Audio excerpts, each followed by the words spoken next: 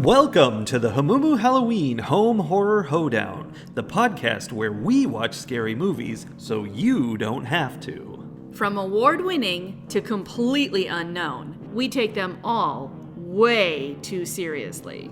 I'm your host, Mike Hummel. And I'm your host, Solange Hummel. Now, warning, we use a ghoulish number of spoilers, so watch the movies first. Second warning, we don't know anything about anything, so don't take us seriously as we take these movies seriously. I know this podcast is going to come out like a month from now, but today, as we record this, yes, it is your birthday. It's probably a reasonable birthday, though, like 36 or something, not something insane. Not something insane like 50? Obviously not. That's insane. That would be crazy. The Golden Girls were like 50.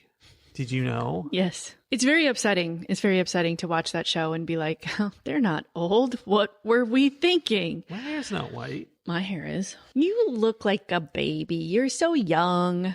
So for your birthday, for your happy birthday day, we went to see a movie in the theater. Because it's fun to do that on your birthday and then get mac and cheese. Yes. What movie did we see for your birthday day? We saw Y2K from 2024. We did indeed. A movie that is set 24 years, almost 25 years in the past. Yeah. When is it set? In the year 2000. Oh. Specifically on New Year's Eve, New Year's Day of the year 2000. I see what you're saying now. So it's like one of those stories about all the technology breaking down, and it's a very serious discussion of banking systems failing and everybody's accounts getting drained.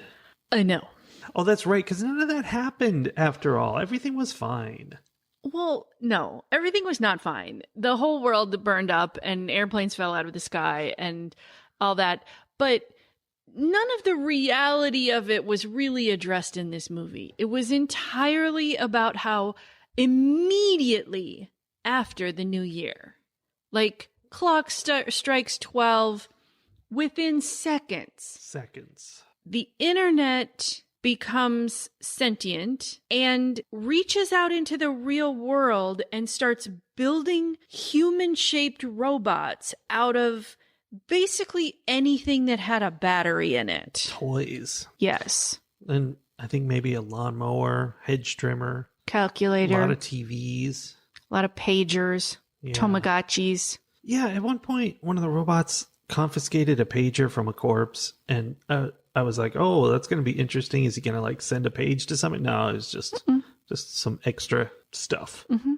So the premise of this movie was that as of Y2K, that Y2K bug, the one where prior to the year 2000, computers were programmed with only 2 years in the year.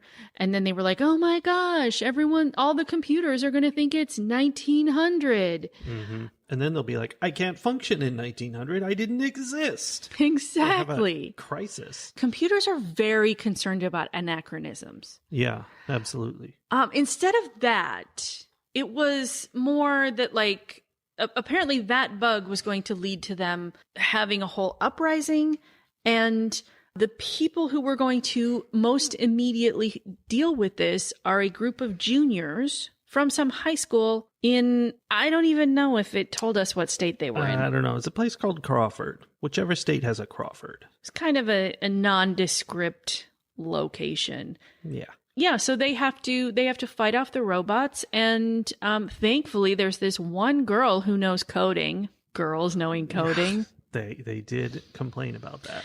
And she is able to install a bug that goes and spreads to all of the infested robots, again, immediately.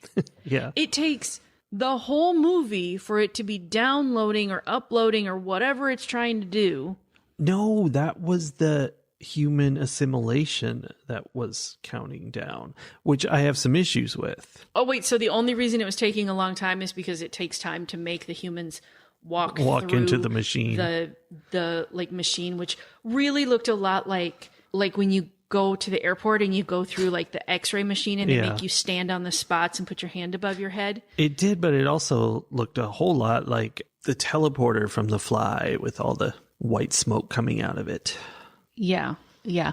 Well, I mean, okay, the part the humans went into looked, it was like the size of that. Yeah. And then it was just this Black Widow's web of toys and wires and screens and all the things. And one would think that they were like connected to one another in some way because in some way they must because have been. they should have been communicating with each other. That's why they joined together. Only once she defeated it, spoilers, it literally just collapsed around them into a pile of junk. That's because we know that these machines can move wires around like they're tentacles. And so they were just holding on to all that stuff. And so when they died, they just let go. That's not how wires work. That's exactly how wires work. I took electrical engineering as one of my required courses in computer science. Okay. And I can tell you that is how wires work. So I feel like I can tell you didn't do very well in that class. I got a C, actually. Yeah. Okay, so Y2K immediately causes all of the items in the world that contain batteries, whether they are internet connected or not, apparently, to join together, rising up against the humans. Except a few specific items that, for me, were problematic. Number one, they're trying to get out of the house at the very beginning of this disaster, and they all end up in the garage. And they're like, okay, we're going to hit the garage door and we're all going to run out. Mm-hmm. And there wasn't even, somebody mentioned it, but there was no moment where the garage door threatened them in any way and was like about to cut them in half or anything. And I was waiting for that. Mm-hmm. Then also, one of the characters was running around with a video camera for 90% of the movie, which was no threat. Mm-hmm. It was just a regular video camera, which a robot eventually stole and added to its body. Yeah. The other thing is, everything else came alive and just did whatever it wanted to do, whether it was being used or not. Yeah. Right? Yeah. Like the dishwasher was not running, but it somehow was alive enough to like flop the door out so it could trip someone. Yep. Like dishwashers do. I mean, dishwashers do that. Mm-hmm. But so everything else was just able to like, regardless of whether it was turned on or not, or whether it was plugged in or not, was able to become part of this collective. Except cars. Yeah. They were able to completely avoid having a car try to kill them by choosing not to get in the car, by choosing not to turn the car on. Yeah. And I'm like, what? Well, you see, Sully, back in the day, cars were not all electronical like they are now. Yeah. They were just combustion engines. I don't know if that day was 2000. I feel like it was 1980, but still. Okay, but by that logic, your dad's accountant calculator also was not running on Windows or something. You know, like it didn't, there was no logic. Here's the thing about that, and we're going to get into the thing that we secretly discussed after the movie, because this movie was absurd. It was absurd. None of this makes any sense and couldn't happen. It's just nonsense. But this movie presented that this is the world it takes place in, you know, just like if it was aliens running after them, you'd be like, okay, those are aliens, whatever. Mm-hmm. In this case, it's okay, those are electronics, and that's how they work. That's how they work. And I got this vibe from this movie that just like, it felt very indie, where it was all the original ideas of its creator, and he's just like, here it is. And you're like getting a full blast of his personality at you. And this is what you get. And you either roll with it or you don't. And it's, that's much more refreshing than Hollywood studio movies where they're just like trying to follow the formula and appease all the masses and make everyone love the perfectly standard The Rock punching somebody. Yes. Okay, so this is going to sound ridiculous because it's in no way, shape, or form similar, but it almost has a Scott Pilgrim vibe. Yeah, I see. Where there's just like random thoughts. Like when you were saying that, like it's just a blast of this person's personality. It is. It's just like all the thoughts, just like, blah, this is how I talk. This is how I see the world. This is how I. Yeah, like a major storyline of this movie is an argument over what real hip hop is and, well, real rap, I guess. Yeah. And Fred Durst shows up in the movie as representing the rap rock side of things. And one of the characters hates that because he's into like deep philosophical rap, and the other character loves it because she's a huge Limp Bizkit fan. And that's just, you know, that's nothing that Hollywood would ever put in a movie because it's completely random, but it's something that this writer was thinking about. And so here it is. Yeah. And it's another example of like the surrealism of it, where it doesn't make any sense. No. That Fred Durst shows up in this movie to play himself 25 years ago. Yeah. Like, and so he's running around. I mean, we looked it up. He's 54 years old now. Yeah. And he is playing 30-year-old him running around with a bunch of 17-year-olds. Yeah. And if you think about it too hard, it makes everything fall apart. It doesn't make any sense. Just like all the robots. But right, if you don't think about it, you're just like, yeah, they were having this conversation about hip hop and rap music, and of course Fred Durst shows up. He was hiding out in the local video store of this little town. Just, yeah. I loved that they called him by his first and last name every time they said his name. Yeah, they kind of had to. Yeah, because imagine calling him Fred. Yeah, exactly. It would be too weird. Too weird. I also want to talk kind of in connection to your thoughts of like, this is this person, whoever was writing this story, this is their thoughts on things. Because it 100% feels like it was written by someone who is of that millennial generation, who was coming of age at the turn of the century. And Indeed. It makes sense to me that that person who was, 17, 18 years old at the time and is now 40 or almost 40 would be kind of conflating both what happened at the turn of the century, Y2K, and what's happening now with AI and with everything. It really is like they took today's modern technology where every, microwave and refrigerator and little vacuum robot and light bulb and everything connects to the internet. You take that and you put it in Y2K and it makes more sense for all of the things that happened. So like it feels like it makes sense that this person who is living both of these time periods could kind of meld them together into this story. Yeah. And as you noted, when we were young, we would see movies about kids in the 50s because that was about 30 years before that. And then it was kids in the 80s for a while. Like Stranger Things came out because it was people nostalgic for the 80s. Because it seems like every time a group of people hits their 40s, approximately, like that 35 to 50 year period, is when they suddenly develop this intense nostalgia for what their childhood was. And sometimes their childhood is a massive worldwide disruption of all technology. Yeah.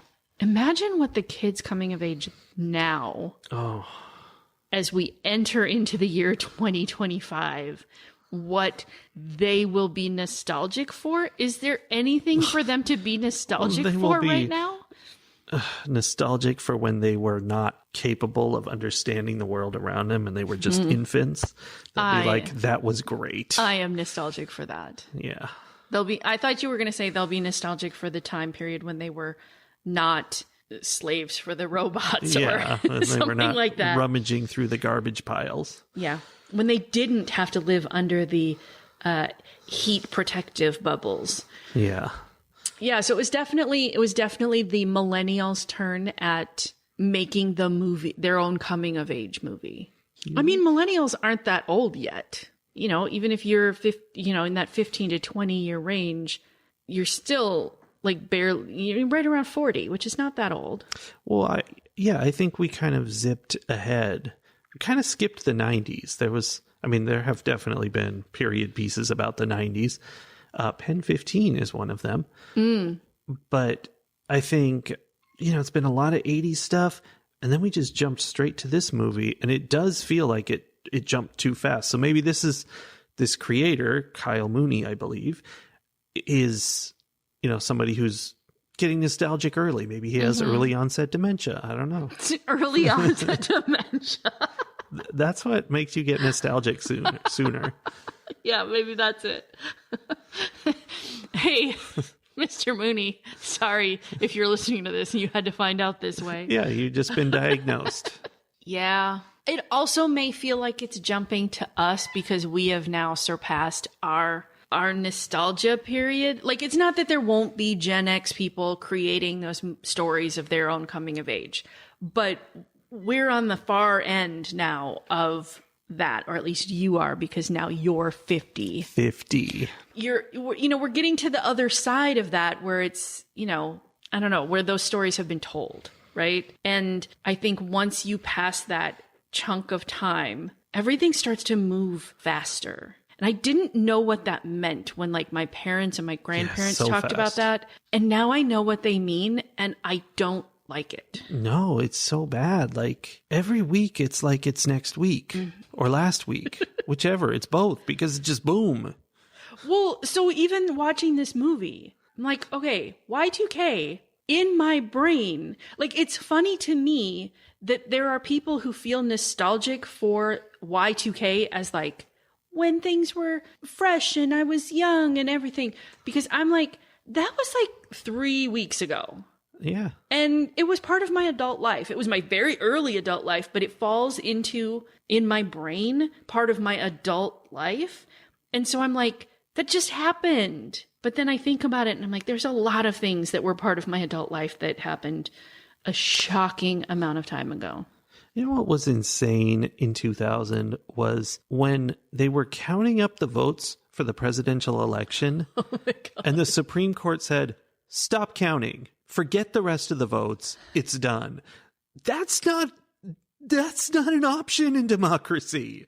You can't just decide arbitrarily to cut off the counting before they're done. So there you go, young people of today.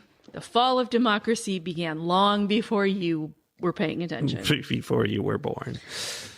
Yeah. Yeah, it was fun to see one of the stars in it. So this movie is about high school teenagers. Mm-hmm. And yet, as always, the girl in the movie, the main girl, the actress is 24 years old, which obviously too old to be a high school teenager, of course.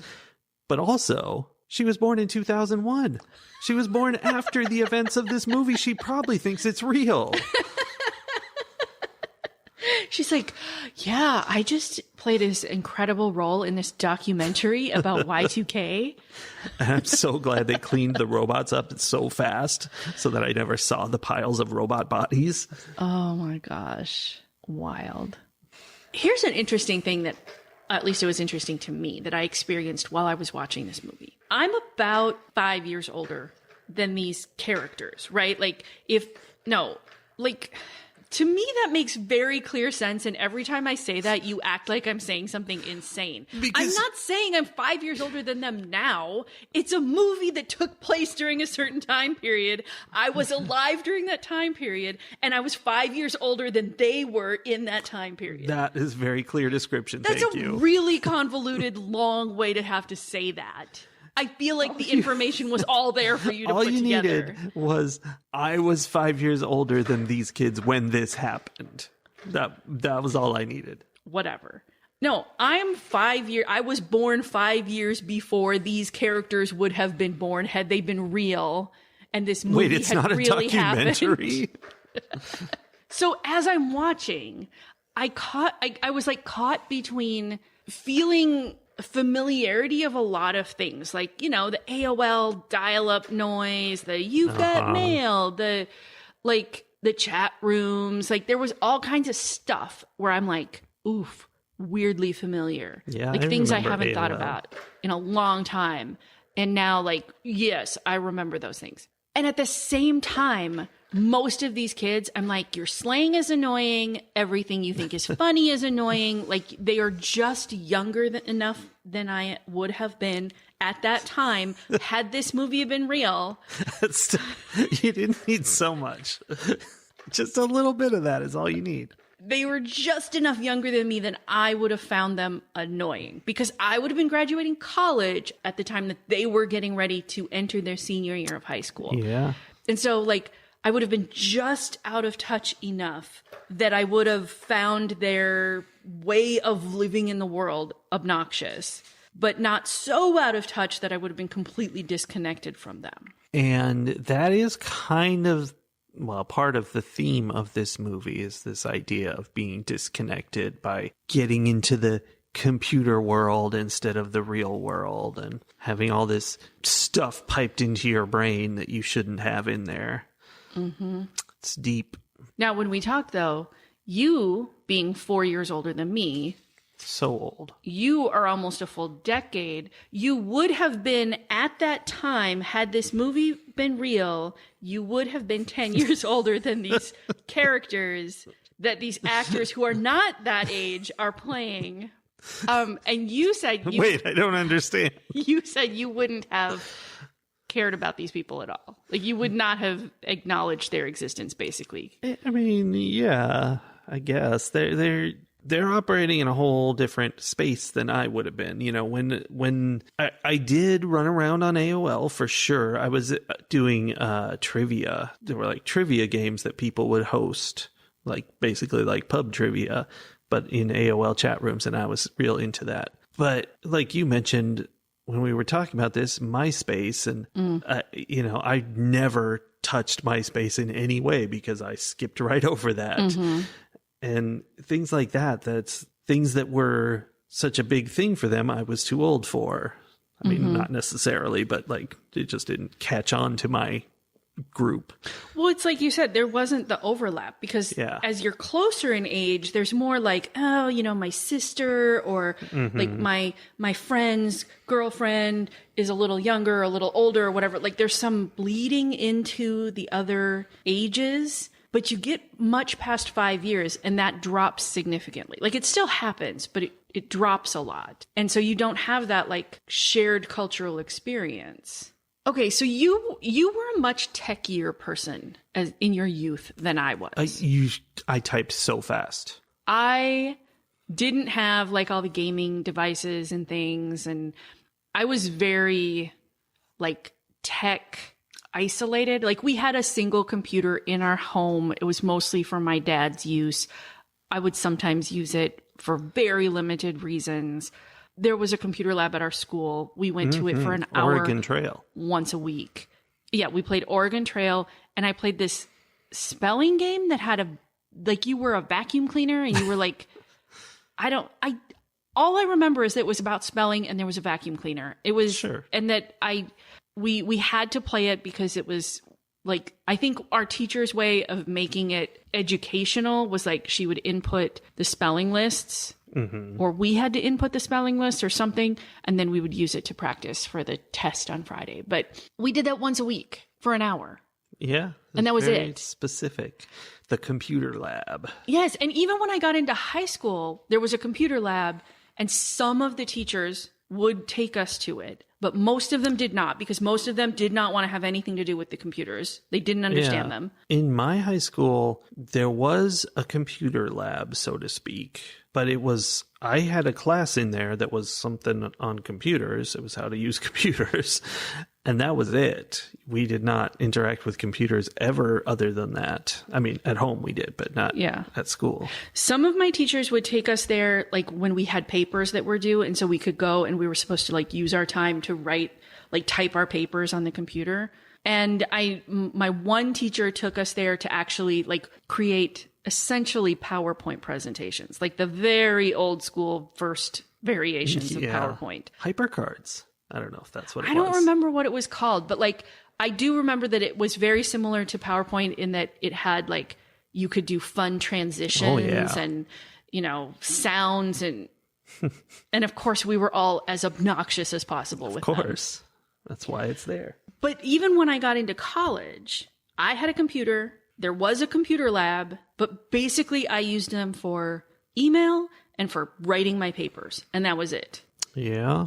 What was your experience with technology like around 2000? And like in your college, I guess you were done with college by that point. Yeah, it was. I had all kinds of computers. I was selling video games in 2000. Dr. Lunatic was released 2000, maybe, 1999, I think. Now we're talking about you programmed a video game and you would have to burn it onto a disc. Yeah, I would. People would send me money and I would mail them a CD that had been burned.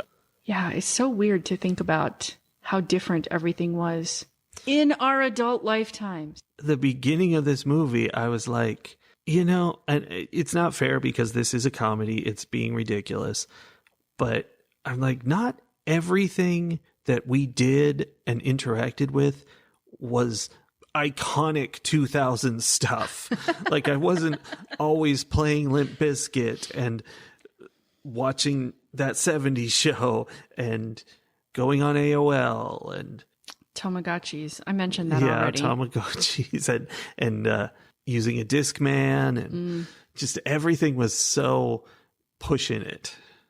Yeah, it was sort of what is that movie that everyone criticizes because it's just nothing but pop references? Ready Player One. Yeah, it was a little Ready Player One in that sense. Yeah, they really wanted to get it all in there. I just was distracted by the fact that you said that 70s show, and I was like, oh yeah, it tracks that 70s show would be coming out in around 2000 because the people who came of age in the 70s were right in that window. It's all the time. It's a very concrete pattern. Yeah, it's the 30-year nostalgia window. Yeah. I know we've been talking about ourselves a lot more than this movie. Sorry. But I want to do that one more time to point out that this movie takes place exactly 29 days before you and I meet using not AOL chat, but another chat called ICQ, which doesn't obviously exist anymore. Yeah. I mean, I don't know that AOL chat exists I think ICQ anymore. still exists. Does it? Someone was saying that just the other day, I think. I don't know. I don't have my password. I can't check. That's weird. Yeah, that's how we met. So almost 25 years ago, we met online, which is super weird. And there was a period of time where I would say I met my husband online and people would look at me like I was crazy. And now when I say I met my husband online, they're like, where else would you meet him? Of course you did. I'm like, I always have to add before it was cool to do it. Yeah. We made sure to not be cool. We have never committed the crime of being cool. That is true. Right. So, okay. What do you think was the main takeaway of this movie? What were we supposed to carry away from the theater with us about watching Y2K? I think it was about what I said earlier, that getting too wrapped up in technology and not being a part of the world around you, that being a bad thing. I think that's the focus. Did you have a different take? No, I mean, I think that's it. And again, I think it's interesting because that's not what was happening in the year 2000. No, it's happening now. Like it was starting, but no one recognized that that's what it was doing. Like young people in the year 2000 would not have been saying like, oh, I don't interact in the real world often enough. Like that wasn't a concern. Yeah. But it was the beginning of where we've gotten to It's today. once everybody got their own personal phone, which is not just a phone, but a internet device, that was when we're done now. It makes me think of Bo Burnham talking about his idea that he developed some of his mental disorders because his entire life was spent on the phone. Not on the phone, but like on, he is of that generation. He was born right at the very beginning of that generation that has literally always had the internet at their fingertips from infancy. Yeah. I don't know. It's weird.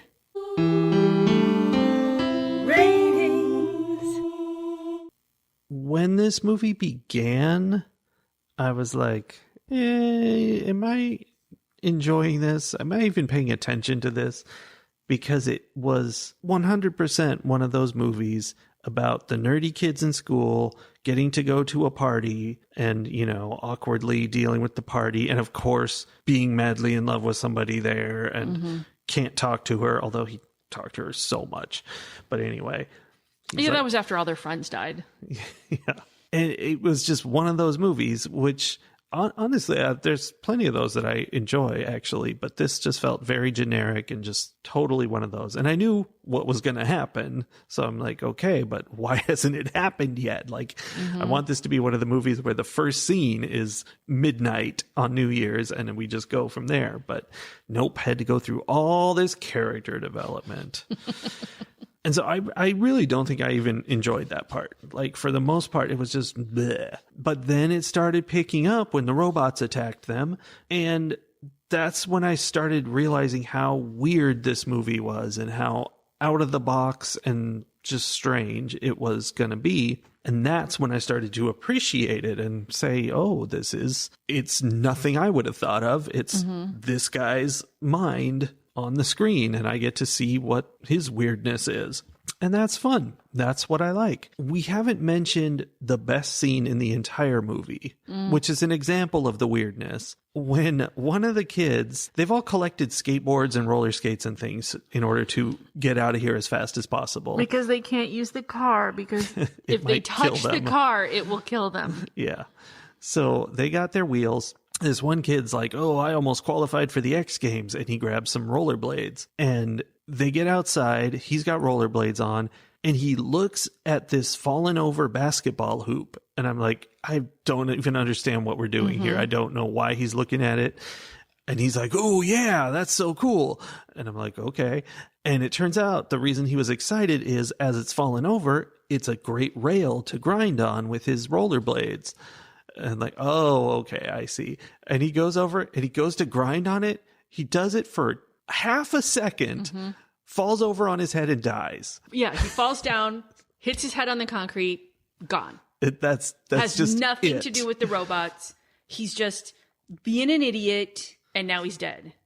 And I don't even remember exactly how it was presented, but the way it was presented, like the music just like stops and it's just very sudden. It just dead. It was the fact that it was after so many important people had died. Yeah. In such dramatic ways. Like there was just so many big, dangerous, the robots are killing us kinds of deaths. And then he just like fails a grind and hits his head and dies. There's no reason he needed to even try, but no, he thought it would be cool. I laughed out loud. Yeah. A lot. And there were only like 4 other people in the movie theater besides us, but I feel like they were maybe concerned for me. That was the funniest thing in the movie. It was really good. And the movie kind of used that same joke several times. Basically, the joke of it seems like something cool is about to happen, and instead it totally deflates at the end. And that's a good joke. It pretty much always works. So I enjoyed that. And this is a comedy horror. It is very un-horror. It's almost entirely comedy. It's just more gory and violent than comedy is normally allowed to be. So just going in, feel free to watch it. It's not going to scare you. It's just funny and silly. And I would recommend it. It's not the greatest movie, but I enjoyed it. And I will give it 3.5 mixed CDs out of 5. And I really respect the indiness of it. And we need more of just whatever people are thinking of. Goofiness. Yeah, I agree with all of that. I think that even the questioning whether we had made a mistake watching this movie during the initial scenes, I was just like, oof, what is happening here? Like, this is a bad movie. Yeah. And in the way that so many of those like teenagers being mowed down by something scary tend to be just so weird and flat, and like the characters are all very generic, and then things kicked off and you start to see the roundness of the characters who are still alive. Yeah, they had more angles. And yeah, between that and, you know, the things that were happening to them and the very like absurdness of it. Yeah, I enjoyed watching it. I think I liked it a lot more than I expected to. And I think it's a good example of horror comedy.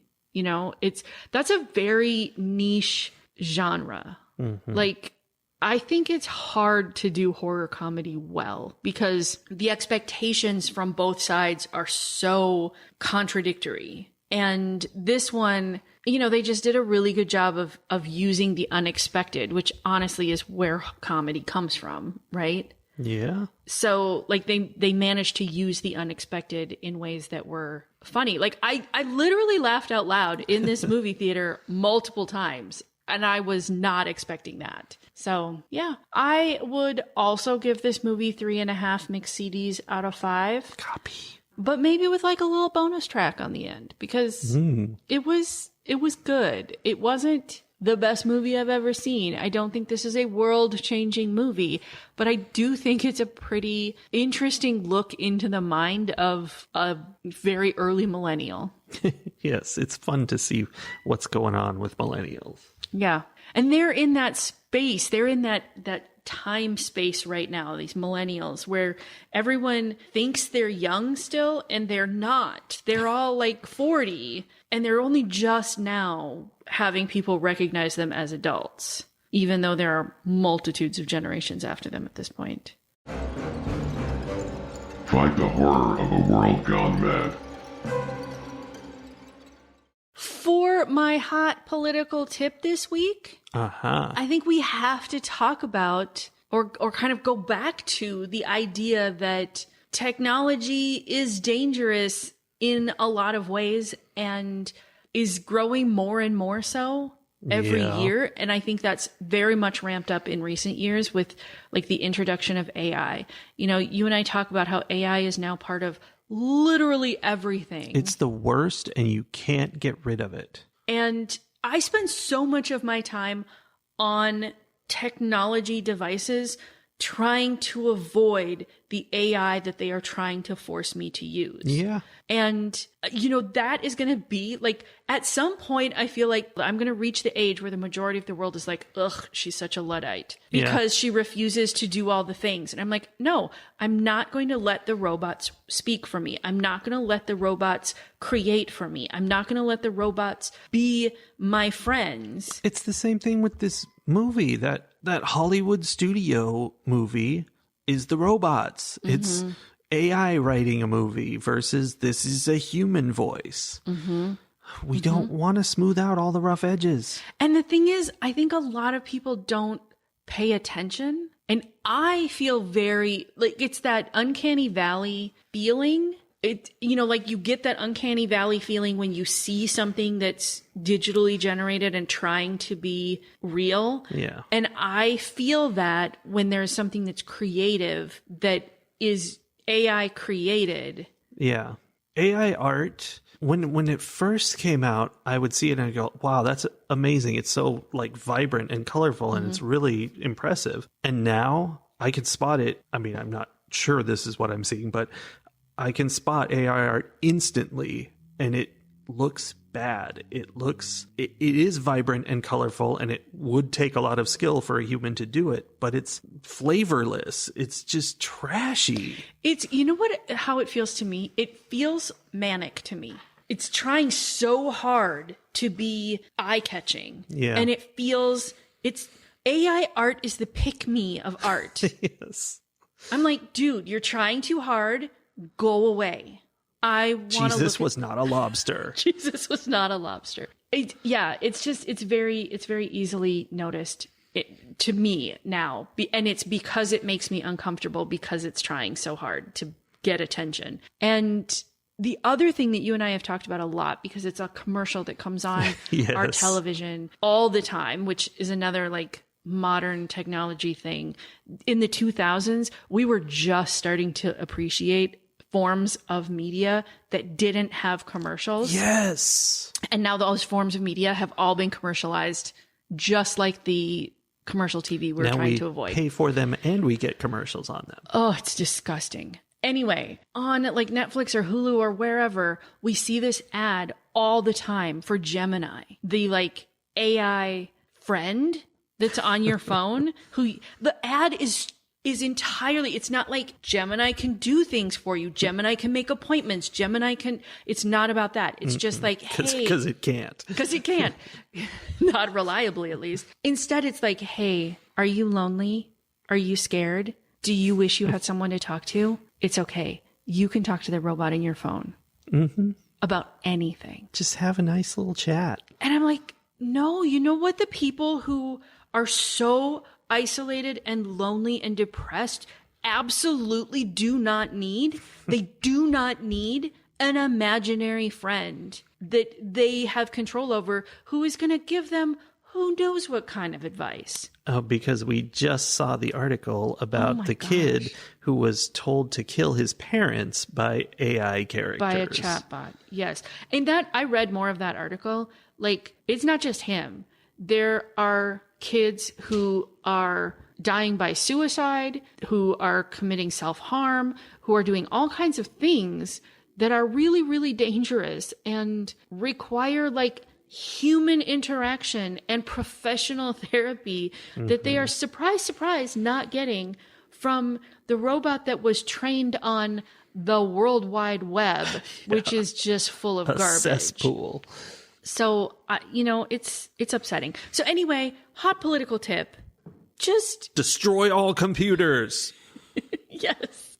No, just be really careful about what you are consuming and maintain that awareness of what is real and what is not, and who is telling you the things and why are they telling you the things. And just every once in a while, go outside. And I don't think this is how the kids use this phrase, but like, go touch grass. That's what it means. I'm good with that. Like, literally interacting with the real world is important. And it's not good for our mental health to only have robots as friends. Yes, that's true. I mean, it's great to have it's a accessibility. little racist, but it's true. It's not racist. They're not people. Oh. Wow, Sully. My phone can hear me. That's not to take away from the fact that technology provides accessibility for a lot of people. Like, I'm not negating that piece of it. I'm not saying all technology should end. I'm saying we need to be very aware of how we are using technology and how much influence we're allowing the amalgamation of information to have on us. Because I think that's the real problem, is that there's so much truth and lies out in the internet, and AI doesn't know the difference between them. AI just looks and it's like, here's a bunch of things that have been said about this topic. I'm going to mix them all together and provide you with a summary. Yeah. And a lot of times that's useful, and a lot of times it's not. It's never useful. Here's the real truth of the matter. So infuriating. The real problem with AI is that humans are using it. And humans are the problem. Are a problem. Yeah. I think a common phrase that we have said recently, like in the last 5 years, is humanity was a mistake. Humans were a mistake. Yeah. We're going to watch another scary movie next week, and we'll see you then. Yay! Bye. Bye.